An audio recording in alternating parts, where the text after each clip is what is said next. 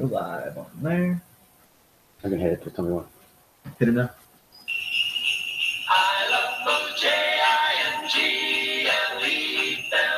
Good evening, all. Gary Gabagool, my boy Sal on the Red Podcast number 37. Merry Christmas to everyone. Merry Christmas. It's that time. Sal and I decided to come into some Sinatra and Jingle Bells. Apparently, racist song, right? Yeah, White Christmas and Jingle Bells have hit the radar as racist songs. And quite frankly, I have to be honest with you. I've listened to the words of both incredibly closely, and I still remotely can't see what this Boston University professor who came out with this big article about it, what could possibly be racist about any of this, except for the word white Christmas, and then in this, I think he said something about white. I think just the word Christmas is racist to them or something. Yeah. Something ridiculous. So the chairman of the board with an outstanding rendition of Jingle Bells with some great background vocals, and I hope everyone's having a great Christmas season. We're into the last week of the holidays, and next week will be Christmas Day. We're not going to telecast on Christmas Day. We're going to telecast on the Tuesday. So before we forget, and before I forget, I just want to wish everyone a very Merry Christmas. Be joyous, be safe, be happy, enjoy your families, enjoy the food, and Jesus' birthday. Be a beautiful week. Yeah, enjoy the Monday off. Enjoy the Monday off, exactly. So a lot of stuff going on, and like always, and had a couple cool things we want to discuss.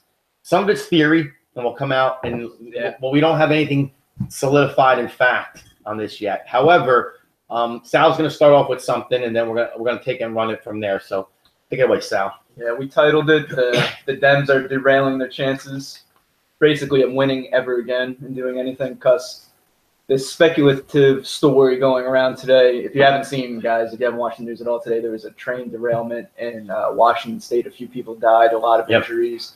It was the first day of them running service for this high-speed railway through Seattle to Portland, I believe it was, something like that. Yeah. Olympia to Portland, maybe. And before I even saw this story, I'm going to say what I first initially thought. When I did like a pull-out view of the embankment, like the curve, and the actual bridge it was going over, I was like, damn, there's no way a high-speed train could go over something like that. The infrastructure didn't look like it could hold up. That was one. Right.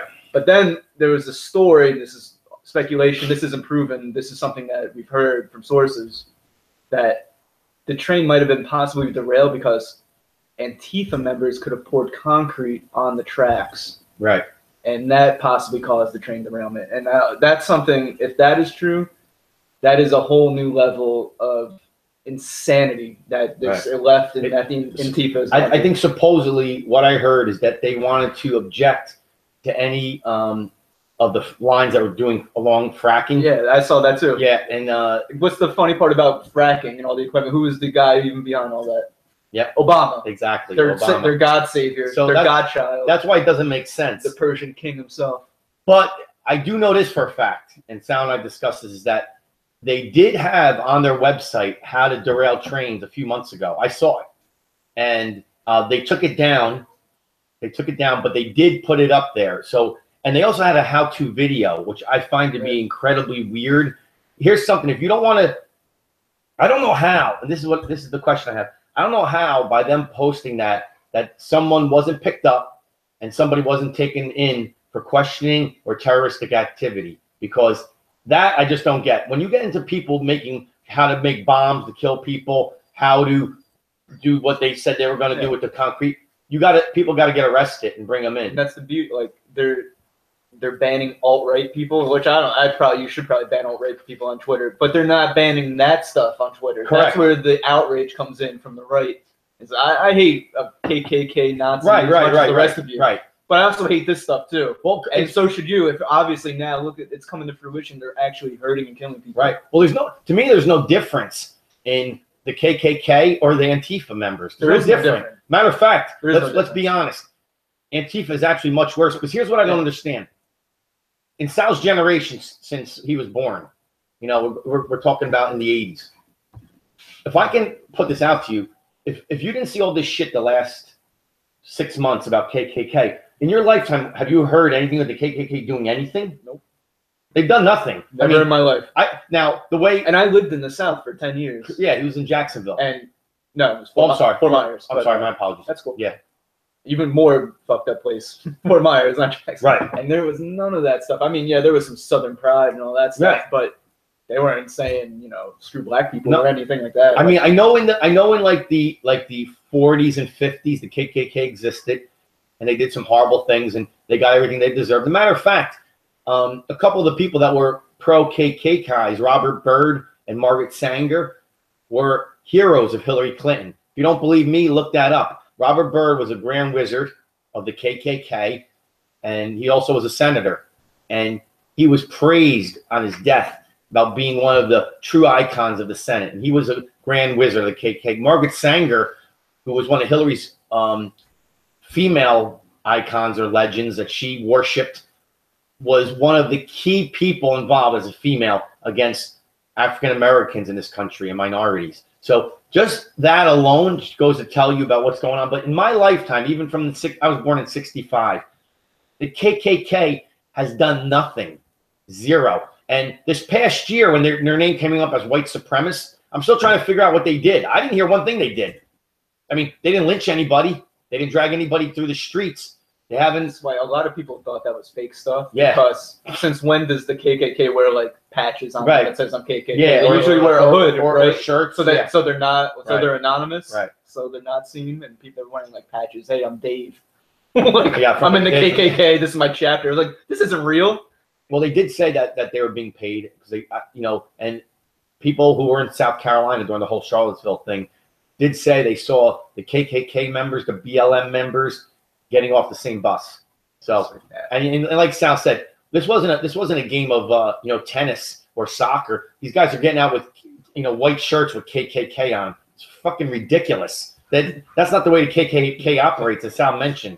It's So like Boy Scout. It's like exactly. Troop So numbers. stupid. So it was like, what is this? Like, Yeah, it was like they're playing volleyball and they're wearing like their t-shirts. It makes no sense. But if that's the case, Antifa is pulling this off, then people have to go down. And I think they were labeled a terrorist group. only in New Jersey right Only in now, New Jersey. but that'll reverse soon under Murphy. It's got yeah, probably, but it's got to be all across the country because these people are complete American hating trash bags. I hate them. Yeah, me too. I hate them. really do hate these people. I hate them. Oh my god, I'm glad too. They're like November. Remember they had that November 4th thing that was supposed Yeah. to be huge. They're Yeah, gonna nothing overthrow the happened. government. Yeah, nothing so, happened. So happy when I looked into that. I was like, wow, this is really a poor organization. Like, I want to bring this up because I didn't know if you heard about this. My boy, a shout out goes to my boy Woody out there who sent this to me, and I wasn't aware of it, Woody, until you sent it. But yesterday, and now this guy's pretty famous because he operated on Bono. okay, So he's pretty famous. He's out of Manhattan, or he was out of Manhattan. His name is Dr. Dean Lorich. He's a pretty world-famous surgeon. Well, he was in charge of all the emergency care in Haiti. oh, I did see the story. Okay. I didn't. Yeah, in Haiti. And through several He emails. disappeared, right, or something? No. Oh. Well, Okay, go ahead. I'm sorry. well, through several emails to his colleagues, he was talking about the massive fraud and basically invisibility of the Clinton Foundation when it came to taking care of these people who were hurt, sick from this whole thing going on with them in their disaster, the earthquake. He also mentioned that there was no medicine, there was no nutrition. Basically, what was dumped in the ports just stayed there. No one delivered it, and some of it was just disappeared. Well, yes. Also, by the way, these emails somehow got to Cheryl Mills, who used to work for Obama. Somebody sent them forward them to her. Well, yesterday we find out that the man, his 11-year-old daughter, came home and found a knife stuck in his chest. Basically stuck in his chest. And It's a crazy way to commit suicide. yeah, and no, they're saying this is a murder. Oh, okay. They're not saying suicide. They're saying it's a murder because they said it was high up in his chest. So it would be really difficult to get. Who would like stay? No one's gonna stab yourself. No, not like that. But so now they're saying he put a lot of negative exposure lately on the Clintons, and so this guy ends up just on another guy in the hit list, just another guy. The list is endless, and it's no coincidence that this continues to happen on a quarterly basis where you get a run of like 2 or 3 dead guys or women, and then it stops for a little while, then you get another run again. It's crazy. That's really insane. It's crazy. But it's like anybody who knows anything about Haiti, dead. Right. That's it. That's what it comes down to. It's been a lot of people from Haiti dead. Yeah. If you go back and look, and I won't get into them, because not only was it the corruption in Haiti, but it was also the pedophilia, which we discussed in the past. And if you don't know that, I'll just drop 3 names for you. We've talked about it many times, but you go with Laura Silsby, Jorge Puello, and then Jeffrey Epstein. Those 3 were running mass. They've all been convicted. All 3 were convicted on sexual pedophilia charges, and trafficking. So this isn't made up. This isn't a theory. And these were close affiliates of Hillary Clinton. So I'm tired of all the coincidence. When I speak to liberals, this is what they always mention to me. Oh, Hillary wasn't convicted of anything. And I just find that comical, because I said, no, she how could she be convicted? She owns, at the time, she owns the DOJ, the FBI, the state. She's not even being investigated. So how could she be convicted? Yeah, when we get into the sex crime shit too, we always think of obviously Bill Clinton. Mm-hmm. And so like that's who they were getting on today. I wanted to get on. It was last week's news, but it was after our show. It was that Kirsten Gillibrand. Yeah, well, it's funny. Yeah, that was hilarious. And like they were talking about her and how they won't. She and other Democratic people won't denounce Bill Clinton and do all that stuff. Well, yeah, and so it's just such a hypocritical thing. Like they want to go after Trump for this. Yeah, for just pure allegations. Right. Women saying things. Okay, we have to believe him. Fine. Right. And then he actually physically did. Well, that's everything. It's just like, oh my God. Well, it was funny to build on what Sal said. Basically, in a nutshell, Donald Trump said that Kirsten Gillibrand, who was a New York senator, used to come into his office begging for donations. Now, you could take that for a lot of things. I took it as political favors. Now, some other people may think it's something else, like sexual favors. I didn't take it as that. I took it as she would want a political favor. She was willing to, negotiate, some kind of deal, whatever the case. But I looked at it as business. But this senator, I think her name was Spire.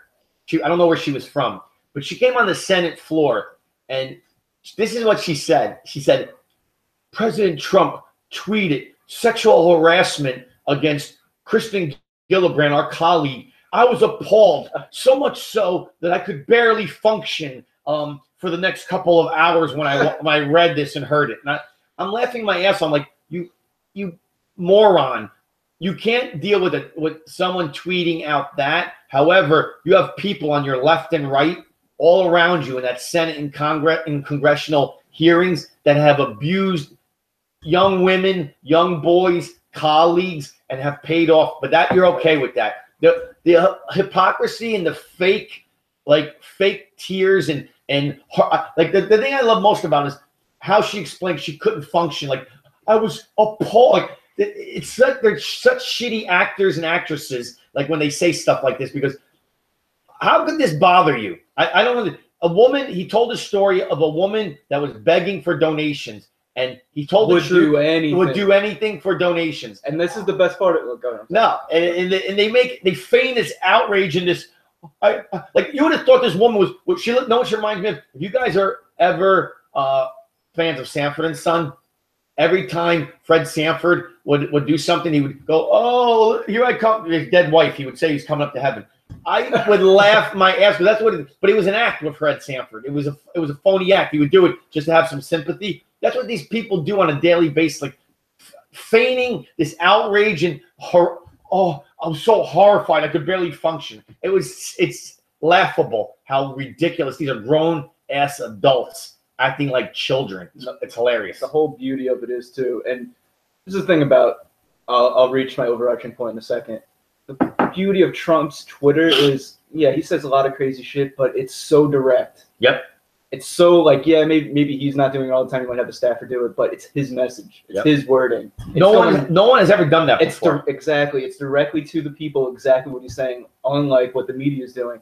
But anyway, he's doing what he did with that tweet was he threw their political correctness culture right back in their face. And they ate it so hard. They do it every time. He didn't say anything sexual there.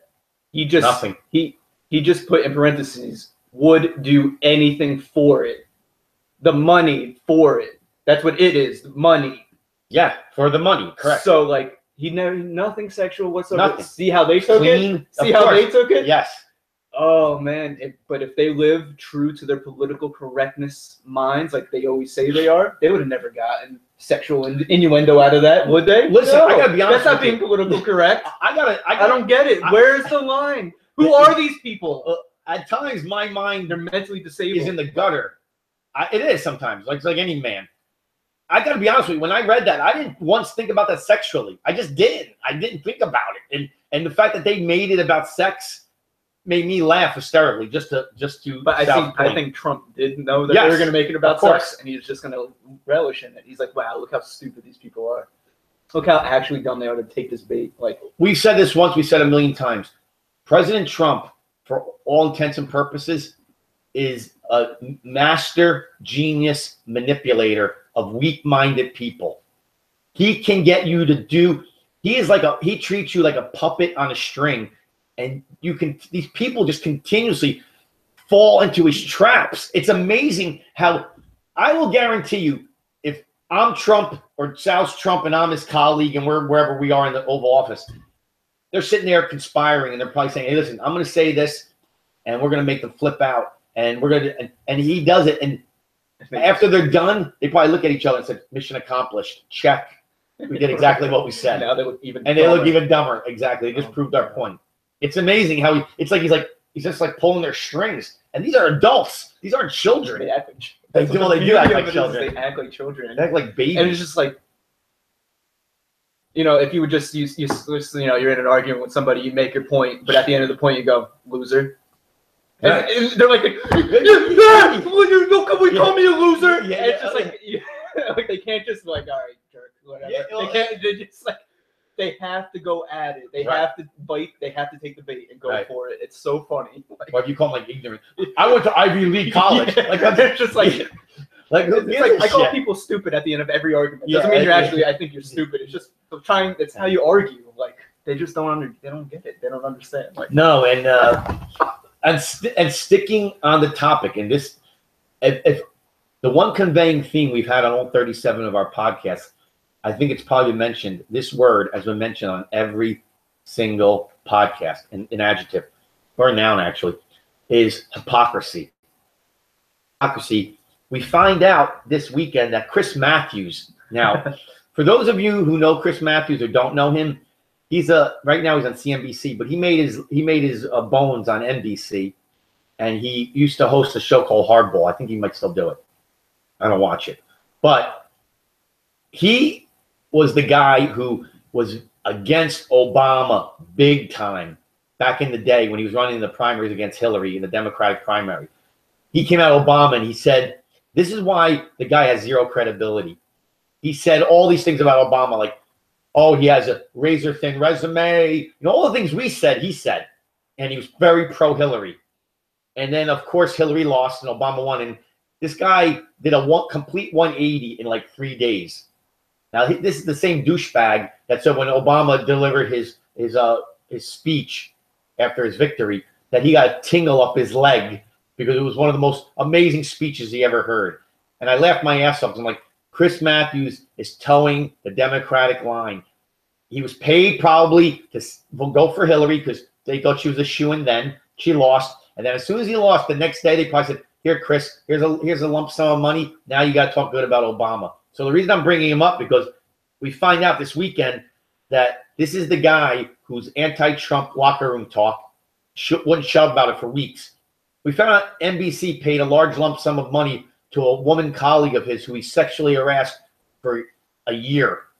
Just bothered her for a year until she went to the higher-ups in NBC, said this guy's sexually harassing me.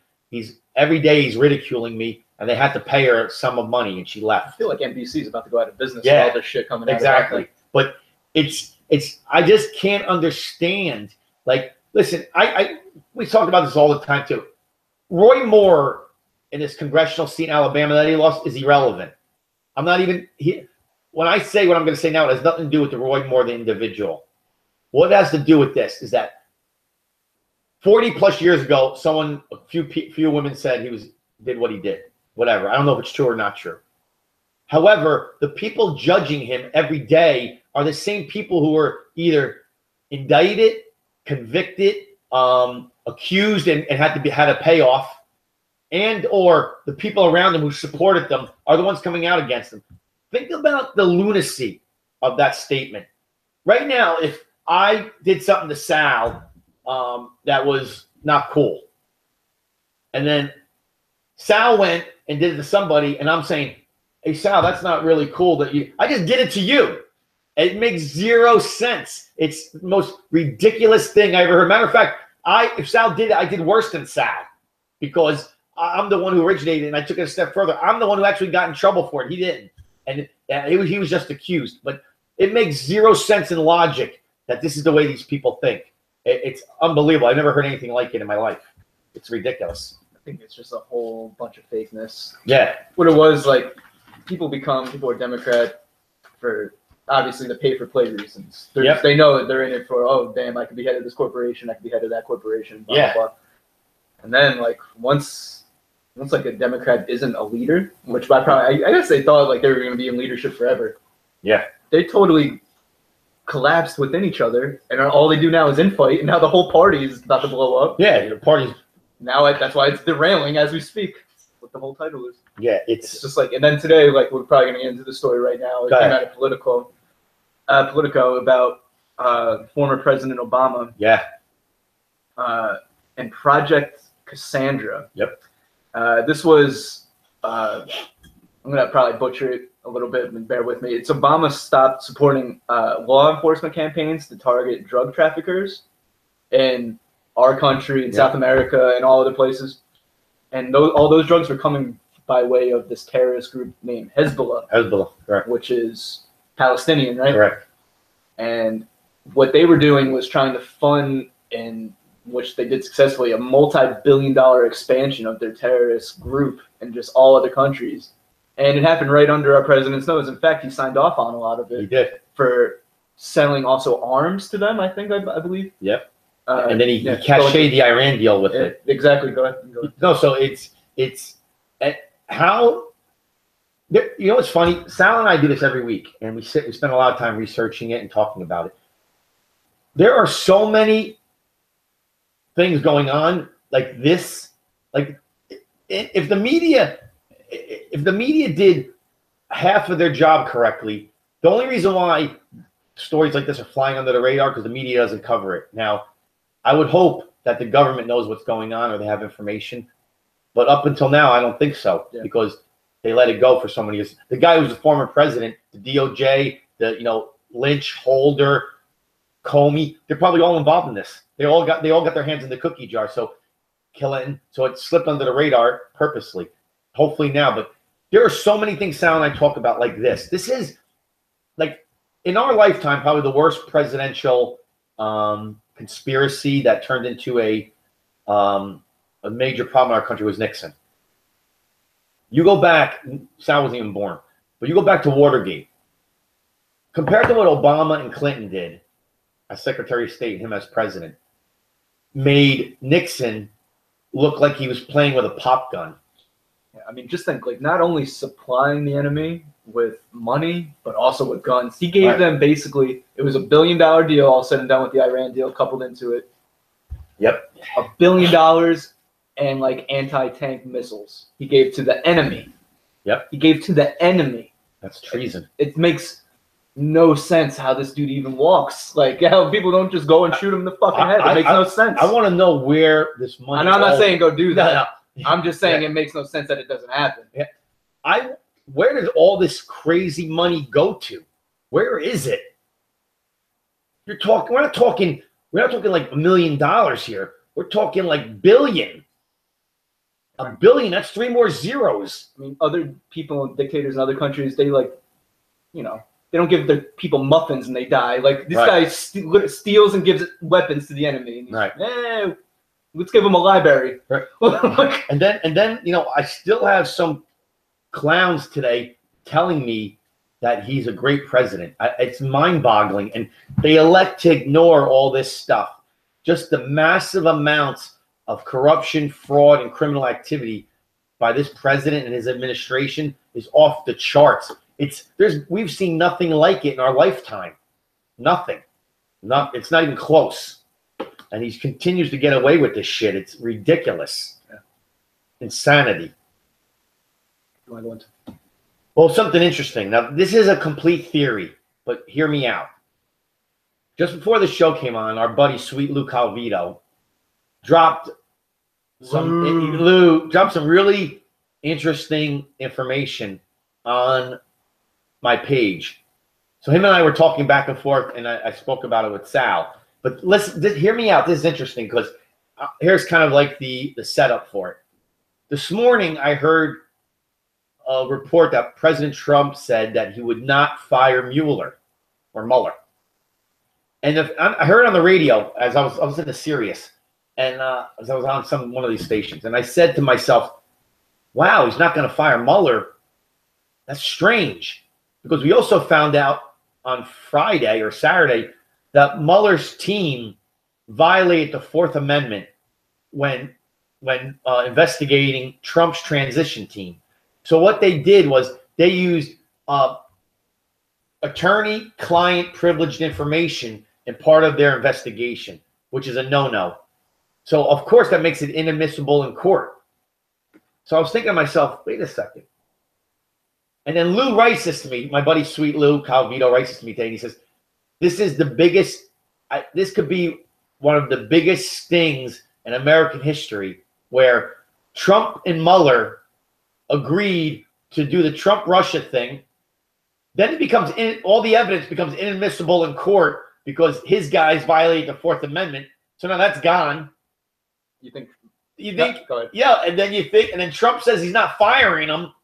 But you think Mueller's doing that just to save his ass then? I don't know. It's just because Mueller's guilty as right. It's just a great theory. It's a great theory. It's a theory, I mean, if it is, I said to Lou, Redford and Newman won't have anything on Trump Mueller. And if you know those two guys, that was a sting. It was a great movie. But that would be amazing because the first thing I thought when I heard about the violations, they're firing Mueller. And then when he came in, it was funny. As soon as he came out this morning, he was adamant, I will not fire Mueller. And I thought to myself, what is he doing? So then I didn't think about when Lou came and put this on my page, I didn't think much about it. And then as he's talking about it, I was like, and then Sal and I were discussing, we're like, that's a pretty interesting idea. Pretty wild. Pretty wild. That was really going on. But the way he is, like we said, master manipulator, I wouldn't doubt it. Yeah. I mean, and that was the whole thing when we first saw that he had picked Mueller, was appointed to it in the beginning. Like, what? And that's what I said. I said the same thing. I'm like, how could this be? Why would he want some corrupt dude to do his investigation unless he's going to turn him? That's it. That is it. He's cooperating. Mueller, we'll save your life. You won't go to prison. We'll blah, blah, blah. No fine. Whatever the penalty would be. But you got to give out to all these people. Mueller's wearing the proverbial wire. Yeah, he's the wireman. Yeah, I thought about that. I'm like, that is brilliant. That is brilliant. If so, they got everybody if that's the case. Now, someone told me this, and I don't know if this is true, but they said Mueller is a registered Republican. I don't believe that, but someone told it to me. But not that it has anything to do with the case. I just thought it was interesting. But that would be one of the most brilliant moves. Listen, that's a Godfather move. That's a Don Corleone move, and this is our president. That is what that is, if this is true, or if this was proven. That'd be awesome. I don't know. We got to wait and see. Right, you have to wait. Because the only thing I can think of is my reaction is exactly what Sal just said. When Mueller got hired, what the hell would you hire this guy for? Then when I found out what he did with getting the information, he's got to be fired. Then Trump adamantly supports him. It just seems to me that there's way more to the story, and we have to wait and see. Exactly. Yeah. We have to wait and see. So that probably won't come out until after. Yeah, it's gonna. But we'll see what's going on with that. They revised the fourth quarter GDP. Yep. So that 4%. Yep. It's huge. Huge. But did you see what they did with the chain migration? They had a little slideshow today that they released. No, it was funny. Chain migration. It was sad. Oh, meaning was who put it out? White House. Okay. White House. I didn't see it. And it just goes for a decade. What it cost the American people, and even this billions. Yes. Yeah. One person can bring in 120 people. Wow. Those 120 people can bring in 9.3 million people over a decade. Wow. And over that decade, it cost the American people about 300 billion. Wow. That's what chain migration has done, or could possibly do to the economy. Isn't that? And that's why they want to end it. Well, and I would say probably 80% of these individuals are just complete low-life scumbags sucking off the system. Yeah. And they come here for all the free shit. Yeah. I mean, that's the sad part of chain migration, everyone, if you don't get it. You get to come in through a relative. And with the relative, I don't know if it has to be immediate, but it could be like a distant uncle or like, you know. How are you going to prove it? They can't, because a lot of these third world countries don't have the paperwork to prove it. So it's just like, your baby is me. And blah, blah, blah, blah, blah. Yeah, exactly. But yeah, I saw that today. I was like, wow, that's... Yeah, that makes complete sense. Startling. We've been bitching about that forever, and I'm a huge proponent of just stopping all this. Let's put a pause on all this crazy illegal immigration. Only have people come in who are doing right. Because here's what I understand: how is it you punish people for doing the right thing, and you reward people for being scumbag criminals? That was the Obama administration. That's what they did.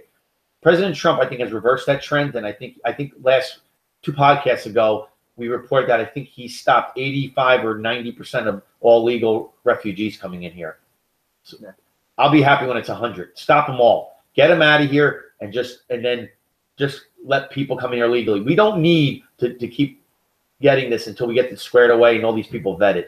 Because right now, it's just too dangerous of a world. We've seen it time and time again. And Sal mentioned this a long time ago on our podcast, and I agreed because I have also said is that terroristic crimes, murders, stabbings, running people over cars, shootings are so ordinary today, they don't even get talked about in the world anymore. They just don't. They hardly get brought up. I mean, they'll talk about Russia-Trump collusion or some Roy Moore for weeks. They talk about it for an hour. And they let it go. Newsbusters came out the website. 90% of all media coverage, so like 90% of every show is anti-Trump. Is negative. Yeah, negative of course. Trump. Yeah. So like, what's 90% of 30 minutes? Like 27 minutes of negativity. Right. Yeah, Well, it's funny. I have a good friend that used to work for me. Her brother works for one of the think tanks in Washington. One of the few that's down the middle, pro-right. And he told me a long time ago that this report is exactly what he said. He goes, 90% might even be conservative, might even be like 93, 94. He was like, it literally might be like 20 of a 30-minute program might really be like 28 and a half minutes. That's why I feel like there needs to be, I'm sure there is penalties for misinformation and misguiding people, but I feel like there needs to be steeper penalties. Well, I think the FCC has to go because they're the guys who can levy pretty big fines. I don't think fines, I mean, they're always good, but they're not going to work because if you have, maybe they will work. I don't know. I'm not a big fan of them. I mean, I like that they get fined, but I'm more about being like $1 million fines. Yeah, millions of dollars. And what they have to start doing is suspending or firing people that are, I call a one strike and you're out. You lie or you put fake news once, you're reprimanded, suspended, and fined. You do it twice, you're gone. Because that's if you lie as a journalist, that's the only thing you really have. Because any dummy can read. If I'm a reporter, any dummy can read off this paper. Today in the news, anybody can do that. The fact of the matter is, if you're going to lie about it, that's the only credibility you have. That's the only thing we count on you as the public is telling the truth. So the media, and I've said this once, I've said it a million times, I'm almost tired of talking about it. The media, in my eyes, is the true criminal organizations in our country right now. They're probably the two things that I think are the most unreported as criminal empires are the media, colleges. Those two.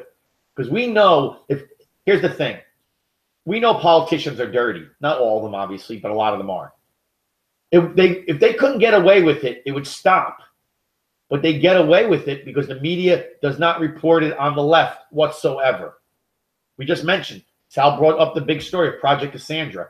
Now think about this, people. If someone in the media was doing their job, and this came out 5 years ago, 3 years ago, whenever it occurred, none of this would happen again. Or he'd have to be on his toes, or he'd begin to investigate it. The fact that it continuously gets buried, especially like something so big as arming and funding the enemy. Exactly. Like, maybe not necessarily the enemy, but terrorist organizations. And I'm not exaggerating when I say this. This is one instance. Yeah, over hundreds that he's done over the 8 years between Hillary and Obama, and let's throw in uranium Holder and Lynch and all the other stupid things that they did. At least 50 to 100 things we could bring up that were criminal empire type of activity. $70,000 for hot dogs. I don't give a shit. Whatever. Fast and Furious. Yeah. We go on and on. It just goes right along with the. We can go on and on and on. But just the one thing to add, and because I read this today about. Sal just mentioned that Trump in the 4% GDP in, what was it, December? For fourth quarter. Fourth quarter, which is great. Obama never hit even 1.3. $6 trillion in market value. They said 7. They came up with 7 trillion. That's huge. 7 trillion just in the economy and stock market. In a year, less, which is amazing. So how is this not going reported? Also, I just want to mention, I don't know if you heard this today. President Trump and CIA Director Mike Pompeo did a really unbelievable thing. The CIA, under Pompeo, stymied a huge terrorist attack that was going to happen in St. Petersburg, Russia. They uncovered it through the surveillance because the ISIS was here in America. They were in meetings and doing correspondence. The CIA called up Vladimir Putin. President Trump called him and explained to him what was happening, and they cooperated. And Russia picked these guys up. Hopefully they're in Siberia somewhere freezing their asses off or dead. And Putin thanked Trump graciously over and over. He thanked CIA Director Mike Pompeo. And what he said is, I am so happy now that America has a president that wants to eradicate radical Islam. And now you have my 1,000% commitment that will work with America on getting this completely wiped off the world stage. And I thought that was great. No one heard about it in the media. It wasn't reported. And another caveat, for the first time ever, Iraq, this morning, very early in the morning, well, it's our morning, it's their night, took 38 ISIS members, marched them into the center of town, put a noose around their neck. Each one had a crane, picked them up, and hung them all. You saw 38 bodies, all ISIS members convicted of killing innocent civilians in their country. This was by, at the UN, and then when Trump made his visit to the Middle East, he urged all these countries to finally stand up to ISIS, not only for America, but for their own people who are being killed and injured and raped and tortured by these animals. And someone finally did it. How is this not a huge news? You want to talk about, we talk about all this, type of, Obama did great things internationally. He didn't do shit. This is great stuff. This is actual saving people's lives and terminating lives of cockroaches and parasites that would probably go and kill other people. Yeah, people who say that he did good stuff internationally, it's like, you don't obviously know, because he was so disrespected internationally. Yeah. He was made look like a fool internationally so many times. How could they respect him over there? How could he even have done anything if he can't garner any respect? Yeah, it's completely. It's funny, like they always use these innocuous terms. Like he was great. Like, oh, he's meeting with people now though. Still, like he's meeting with mostly the globalist leaders, and the ones that he's not. He's trying to undo what Trump is doing, and they're laughing at him. It's like Xi in China is just like, dude, why are you here, man? Get out of here. He wants free meals and free flights, free hotel rooms. And while he can try to get some money for climate change routes, he's burning the oil and the gas to fly there. Why don't you get a solar-powered rowboat or some shit? He's picking up Al Gore. He's taking him and Al Gore must have conspired to figure out how to rob the American public. Al was probably like, I need someone to help me with this. Right. You want to make a lot of boatload of cash. Yeah, he is. And he is. Got anything else going on? You know that blackout we had yesterday for like 15 minutes? Yeah. You saw in Atlanta? Yeah, what happened? It was blacked out for 11 hours. The Atlanta airport was out. What would they say was the reason? Underground fire. Really? In one of the power stations. But it brought down the Atlanta airport, which is one of the biggest hubs in America. So people are just... They're saying that it messed up travel for Christmas. Just that day. That's how much it's going to affect everything.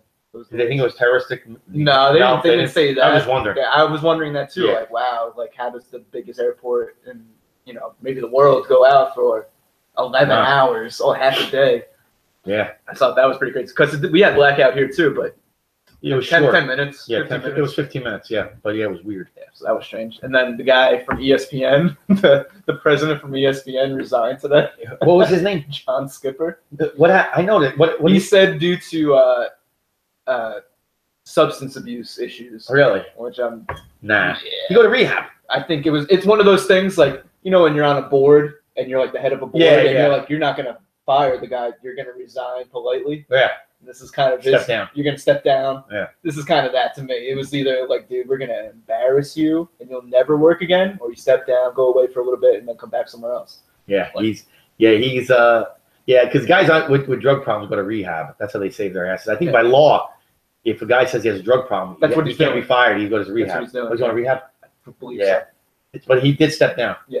Yeah, that's interesting. But I believe ESPN's a mess. They just fired all the other people. I totally believe that. It was like, I think we're going in a new direction. Yeah, you better do something. Well, I could fix that. I could fix that station in about 5 minutes. Get rid of all the liberal assholes on that station. Put in guys who love sports. Tell them politics will not be talked about at all. Social issues will not be. And we're gonna have an American flag on every friggin' behind. When I'm doing my report, the American flag is gonna be behind you because it's apple pie and baseball, and that's what we're gonna do. And they would be a huge success. But liberalism is too. They can't help themselves. They have to do their ideology and even fuck up your job. And ESPN is something that ESPN is one of those things that's a slam dunk. It's people talking about sports.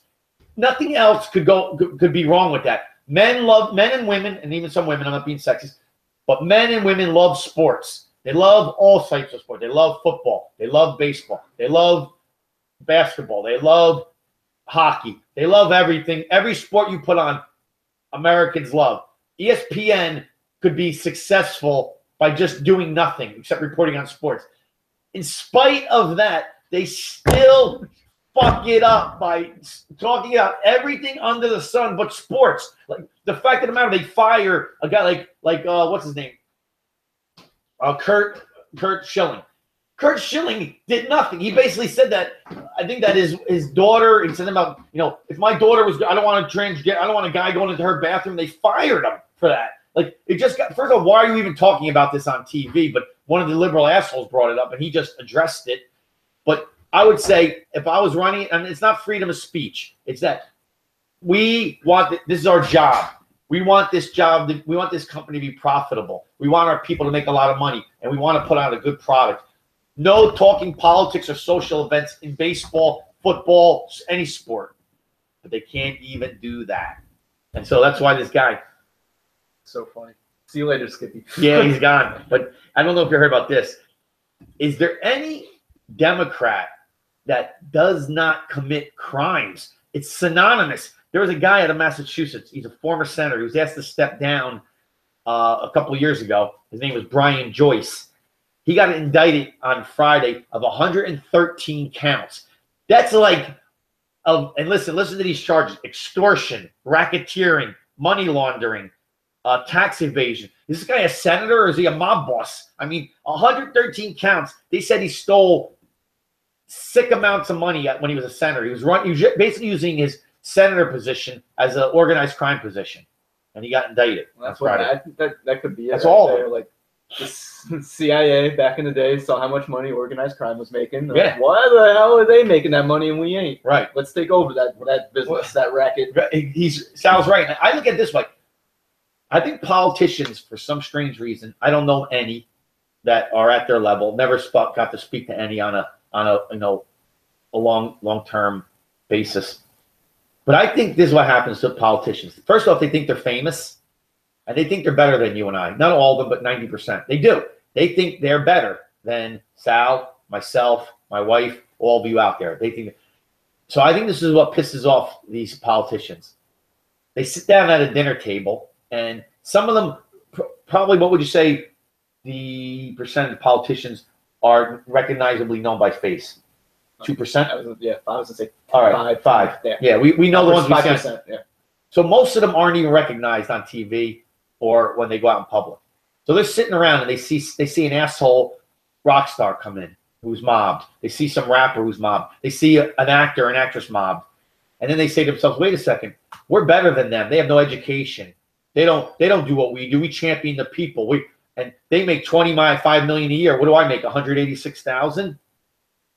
No more. So I think that's how they actually see themselves as rock stars. They see themselves as movie stars, and they're like, we want to make the same money as them, just like Sal just said. That's what they do. Yeah, and so they got to be corrupt. And that's why you saw like Obama going Hollywood when he was in office and all that. He's trying to be a movie star. He's trying to be. He's trying to be famous. Instead of trying to help his people that he was running charge of, he was trying to be famous. Shit. Well, it's funny. This was out of Nevada, and I don't know the reporter, but I got to give the reporter credit. It was a small independent. It wasn't like a Fox or CNN or nothing like that. But Harry Reid was walking through the airport, and somebody walked up to him, put a mic in his face, and said, and he just had a cameraman and a mic, like it would be like Sal and I walking, and the guy was like, Senator Reid, you make $186,000 a year. How are you worth $48 million? and he ignored him, and the guy kept repeating it. And finally, the guy actually positioned himself so Reid couldn't go anywhere. There was people like in front of him and people on the side of him, like in an airport, and they couldn't go anywhere. He was kind of stuck. He was boxed in, if you know what that means. He was boxed in. So the guy kept doing it. And so finally he turned to the guy, and he had this smug look on his face. He goes, I make good investments. And the guy just laughed in his face. He goes, no, you stole a lot of money. And then he pushed the camera away and like ran off. It was just hilarious. But this is the thing that every reporter should be asking every politician, because it was hilarious to watch the guy squirm. First off, he's a weasel to begin with. He's one of the creepiest, sleaziest dudes in politics ever. Harry Reid out of Nevada. And he's the guy who said, lying is fine as long as you win. And that's what that was basically what he said. And that's what the DNC does. They do worse than lying. Yeah. But I found it to be funny. They go to any means necessary. Anything. That's what he said. Any means necessary. What else you got? You got anything else? I do, but no, go ahead. I want to wait till you're done. I'm done. Go. Guys, I've been talking the last few weeks to you about artificial intelligence and how we need to be aware of this stuff and we have to be fearful of it. And I feel like we kind of just go day to day and we don't think about it too much. But I read this chilling thing about when artificial intelligent robots, and basically not even robots, just when artificial intelligence software becomes sentient, when they become aware of themselves, that it's going to take them 2 weeks to advance 10,000 years into the future. Sal. So I don't want to interrupt you for a second. I don't know much about this. We talk about, so Sal has always been on me about it. And Sal turned me on to a show called The Westworld. Yeah. When I first watched it, it's insane. I thought that it didn't make much sense to me. But it was one of those things where I went back to the future. Like I went back and I watched it and thought about it again. And now what Sal's telling you, I'm kind of getting a little more grasp of. And do me a favor, explain what sentient means to them, because some people may not understand. Yeah, sentient is when they just become aware that they're robots, they're not going to die, and that their creators, us, are perishable. We're going to die. We have a lifetime. We have a stamp on ourselves. And they realize it to themselves, like, I don't. Well, if you're not mistaken, isn't that what Zuckerberg and Elon yeah, this is what they're fighting. They're fighting a lot. Yeah, exactly this. Elon Musk is telling Mark Zuckerberg that he needs to turn off his AI. He needs to stop it now because he doesn't understand that it's going to go far beyond his control. And Zuckerberg's telling him to go fuck himself. Well, I don't think Zuckerberg's like a really smart. And Elon Musk told him, he's like, listen, man. He's like, you're not as smart. Eloquently and not as many words. Because you're not as smart as me. Right. Trust me on this. Right. And Mark Zuckerberg keeps telling him, he's like, go blow. Yeah, that's what I think Zuckerberg, because he thinks he's rich, is an arrogant guy. But after Sal told me this, I went back and looked into what Musk and he was talking about. And Sal probably knows better than I, and I'll let him finish. But he basically, what he did was he put 2 computers in a room together. And they basically started formulating their own minds. Yeah. It wasn't what you were typing in anymore. They were going back and forth. Yeah. And Musk was freaked out about that because they don't learn their own language. It was something along that line. It turned out, thank God, it was like they were just speaking like gibberish back and forth to each other. I mean, we don't know that. Maybe they were formulating some kind of language that we had no idea. It turned like when they looked into it, they're like, all right, they weren't really, figuring each other out. They were just going gibberish back and forth. But the fact is that they went into this mode where they just started talking their own language. They didn't need us. Now, as soon as they become a little bit more intelligent, the computers, they're going to be like, hey, well, who created you? Jim, who created you? I don't know, some guy named Bob. Do you know Bob's going to die? Yeah, we're not. And they're like, wait, why do they control us then? It's a really freaky situation. It's so hard to believe, and it's nuts, but... Like this is the video I showed Gary last week. It's only a 20-second little GIF. The Boston Dynamics, the backflipping robot. If you haven't seen that, that's terrifying. It's terrifying. But just look up this 20-second. You're gonna laugh at me when I say it. It's called in YouTube. It's the tomato sorting robot. Yep. And you're like, what the hell's so special about an AI, an artificial intelligent tomato sorting robot? Yeah. It's terrifying. It's terrifying. This thing knows the right tomatoes from the bad green, the green from the red. He knows the green from the, and I'm saying the tomatoes are falling like a waterfall, faster than you can ever count or imagine. Right. And this robot is picking out the green ones. It has like 8 little arms, and without mistaking it, is only hitting the green ones. Yeah. It's unreal to witness. Sal's not bullshitting you, because when he first told me, I was like, what the hell is this? That's a tomato sorter? But the thing that you at a real speed. You couldn't see it. It was so fast. And then we slowed it down to slow motion. And Sal's not bullshitting you. There was I can't even tell you. It was just a landslide of tomatoes. And the thing was, the hands were kicking them out like this. And they didn't make a mistake. And so the reason Sal's bringing this, and I'll let him finish, is equate what could happen. No, I'm just saying, like, think about that's a gun in the robot. That's exactly what. It's not missing. It's going faster than you can imagine and not missing. And now think of that in an army situation. Think of it against you. Think if these things become aware and they decide to kill people. I know it's far-fetched and I sound like I'm in a movie right now. Yeah. But we need to be aware of like the legislature that they pass about this stuff, because if they let these things have free range and be able to just keep, improving themselves, the first thing that these robots are going to do is fix all their flaws. As soon as they become aware that they're actually robots and that they're not going to die, the first thing they're going to do is fix all of their flaws and make sure that they're perfect.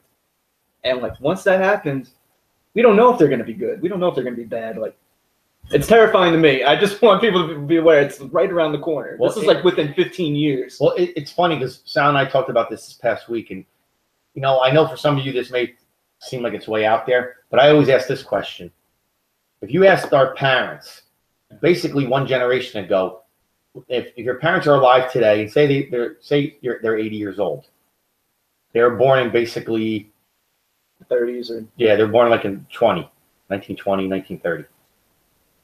And you said to them, in your lifetime, you're going to have a phone that without a cord, that your son or daughter lives in Florida, you live in New Jersey, and your grandkids are there, and you're able to talk to them every day, physically see them, and have a conversation with them, and look at their faces and kiss them, and whatever the case may be. You're going to get in a car that is going to basically park itself. Yeah. You're going to have not only a phone that can see things, but you could talk to somebody on the other side of the world for no charge. Instantly. Yeah. No wait. No charge. No stamp. Right. You could look, when you were a kid, whenever you had to go to the library to look up a topic, when you were a child, you had to do a report on the Constitution. What did you do? Back in the day, they went to a public library. They took out these encyclopedias. They looked at it alphabetically. They got the Constitution. You would just have to basically pull up a phone and just hit Constitution, and within, not even in your own bed, in literally 1 second, you could find everything at your fingertips. They would say we were crazy. Yeah, they would understandably so. They'd be like, "Oh, where you live, future man?" Exactly. Like, what are you talking about? But understandably so, they would say you were crazy, and that's a mere 50, 60 years ago. Here we are, what Sal's talking about, and people may be saying the same thing, but it's not. It's not at all. Like, it's this not is right around the corner. It's not crazy. It's not. And so I feel like it's people they just think it might be farther out than it actually is. That's what I think. Like, they don't realize how close this shit it actually is to becoming true. Like, they're about to ban gasoline-powered cars in this country. Like they did it already in other countries. If they do that'll piss me off big time because I love old-fashioned gas guzzling, big engine cars, American muscle. I'll never give up my car, man. I wish I knew the countries that have banned, but some of them by 2030, 2040, they're banning all gas-powered cars. And I was like, wow, that's wild. Gas-powered cars were invented only 100 years ago. Yeah, it's not even that long. And now they're banned. It's amazing, like how quick it went. I should know this, but I don't. But the first gas car was like in the 20s, right? It was. I wish I don't know about the Model T. I think it was like the 20. I think it was 1917 maybe. Yeah. But that was that's not a long time ago. No, it was 100 years ago. Now you're saying that technology is going to be obsolete. It was 100 years ago, and now they're saying no, we can't. No, I'm not saying because of. Yeah, they're saying it's obsolete. No. Well, that and plus, honestly, I mean the new Tesla. If you haven't seen it, it's like 0 to 60 in 2 seconds. No, it's sick fast. Yeah, it's crazy fast. But me personally, I'm about convenience. And what I mean by that is I do not want to have to stop at a fucking station and wait 30 minutes or 15 minutes to charge my battery. I want to be done in a second. I don't want to drive from here to Atlantic City and have to pull over somewhere an hour and a half in and say, I got to sit at this place for 30 minutes. I don't want to do it. I don't want my battery on the Tesla to break after 3 years and it's cost me another 40 grand or 30 grand to put in. That's not what I want to do. They're expensive batteries. Exactly. I want a battery that for $190 that I put in my car. That's what I want. The one technology that they have to fix. It's crazy that technology has gotten so much. I mean, they have really come along with the battery, with the lithium battery. But it's amazing that the batteries pretty much stayed the same over all these years. And listen, I'm not shitting on the Tesla, but to me, the Tesla it's a nice looking car. I don't love it.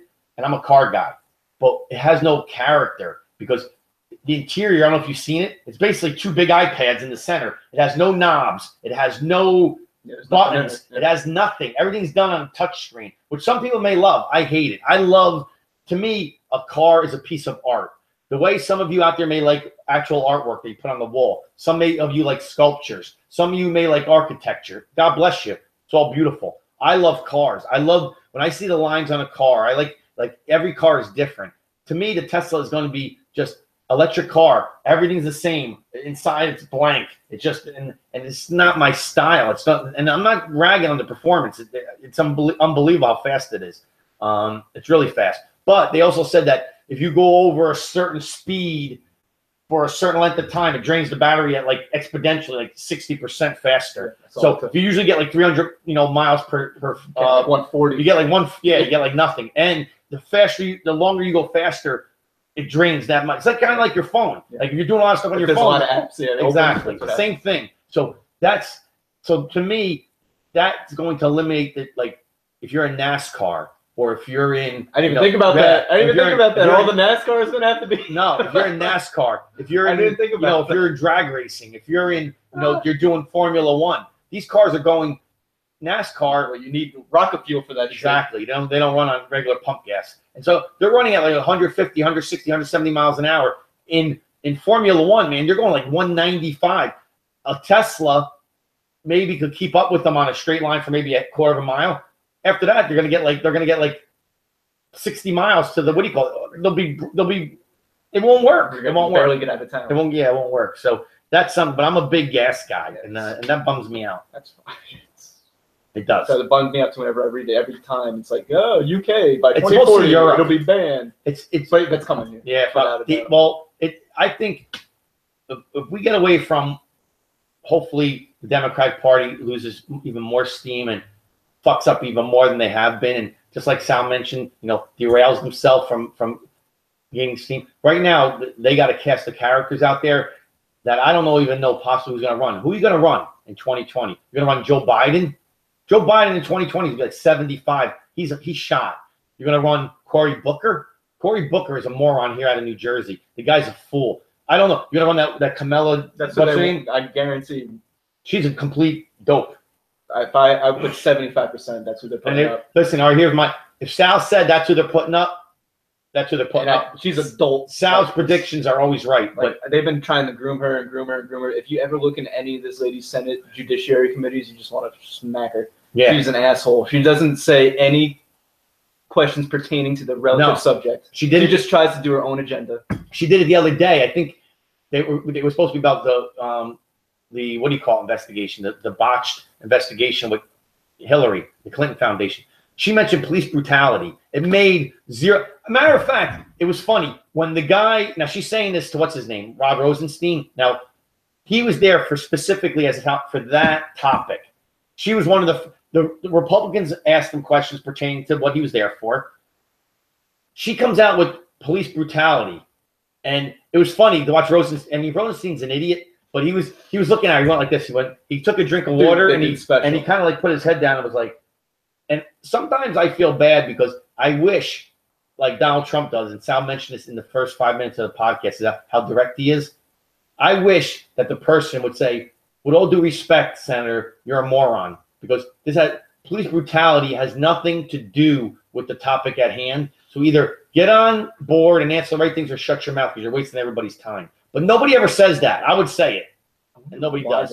I hate that. I mean, even back in the day when they had a guy up there for a completely different topic, there was a senator named Hank Johnson. There's a video out there, people. You can watch it. I cannot believe the lieutenant colonel. Well, the lieutenant colonel didn't laugh in his face and call him an idiot. His thing was he said he did not want our military to go over to Guam because that number of a large group of men or women going there, it would be too heavy for the island of Guam. It would turn over and capsize. Is what this guy said. Lieutenant Colonel listened to him. So did the rest of the senators. I was like, this guy's either on drugs. You know, this is like saying the world's flat. You know what I mean? Like the guy's a moron. And they didn't even listen to somebody like that. And they listened to him. I would have said, are you an idiot? Like I would just say, like, that's why people like myself can never be in government because I wouldn't tolerate that shit for a second. I would be like, what's your IQ? 30? Yeah, I get hearing out arguments, but when it's that ridiculous, you just have to say, please stop. Let's move forward now. Onward, like you would a child, like you would a child throwing a temper tantrum or like asking for cookies at dinner. Like that's it, stop, and we're not going to be there from again. You get it never again. Exactly. Stop it right now. Oh, yeah, that was pretty funny though. But that's it. All right, guys. That's it. We're gonna wrap it up. We're gonna wrap it up now, and we've been a little over an hour. So, like you said from the start, I want to wish you and your families a very Merry Christmas. My boy Sal, Gary Gabagool out. Next week, we're going to see you on Tuesday. So we'll see you next Tuesday. So have a Merry Christmas. Enjoy. Merry Christmas. Manja. Peace. I think we went an hour and 4 minutes. That was good, bro. These episodes where I think they're not going to be that good, they always turn out the best. Yeah. They always well, you know what? I think we just kind of riff and just talk. Yeah. And we don't go so. What do you call it? Yeah, perfect. We don't go so. Yeah, it was really good. I thought, it was good. Yeah, it's better whenever we just start riffing on things, we always come up with something. It's here. I know you're crying off. Yeah. You can riff on something, you can riff on something again for another 10 minutes after that, and then you say something on that riff that I can riff off of for 10 minutes. Yeah, it's good. It's good when you talk about the topics and then you just say them. Yeah. Let's stop this.